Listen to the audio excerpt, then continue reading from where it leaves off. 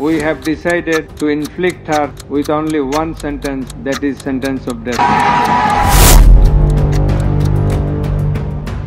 জুলাই গণঅভ্যুত্থান দমানোর চেষ্টায় মানবতা বিরোধী অপরাধ সংগঠনের দায়ে দোষী সাব্যস্ত করে ক্ষমতাচ্যুত প্রধানমন্ত্রী শেখ হাসিনাকে প্রাণদণ্ড দিয়েছে আন্তর্জাতিক অপরাধ tribunal.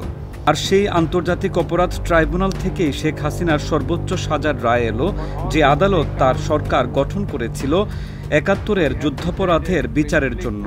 With only one sentence, that is sentence of death. বাংলাদেশের স্বাধীনতা লাভের ৩৯ বছর পর যুদ্ধাপরাধের দায়ে অভিযুক্তদের বিচারের জন্য ২০১০ সালের ২৫ মার্চ ট্রাইব্যুনাল আইনজীবী প্যানেল এবং তদন্ত সংস্থা গঠন করা হয়। ২০০৯ সালে আওয়ামী লীগ ক্ষমতায় এসে তাদের নির্বাচনের ইশতেহার মেনে ট্রাইব্যুনাল গঠন ও ৭১-এর মানবতা বিরোধী অপরাধের বিচার করা হয়। ১৫ বছর পর একই ট্রাইব্যুনালে আওয়ামী লীগ সভানেত্রীর বিরুদ্ধে বিচার কার্যক্রম শেষে রায় ঘোষণা করা হলো আজ।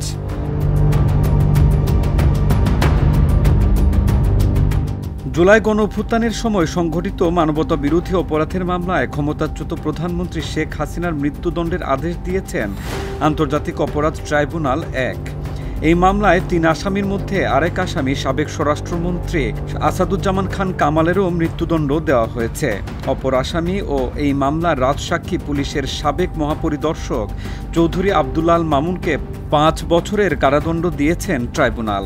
বিচারপতি গোলাম মর্তুজা মজুমদারের নেতৃত্বাধীন ৩ সদস্যের আন্তর্জাতিক অপরাধ ট্রাইব্যুনাল ১ এই রায় ঘোষণা করেন।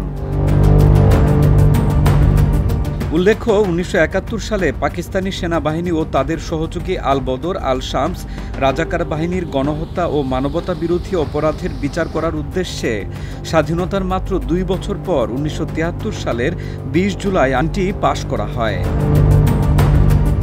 যে আন্তর্জাতিক অপরাধ ট্রাইব্যুনালে শেখ হাসিনার মৃত্যুদণ্ড হল, সেটিতে প্রথম অভিযোগপত্র জারি করা হয় ২০১০ সালে।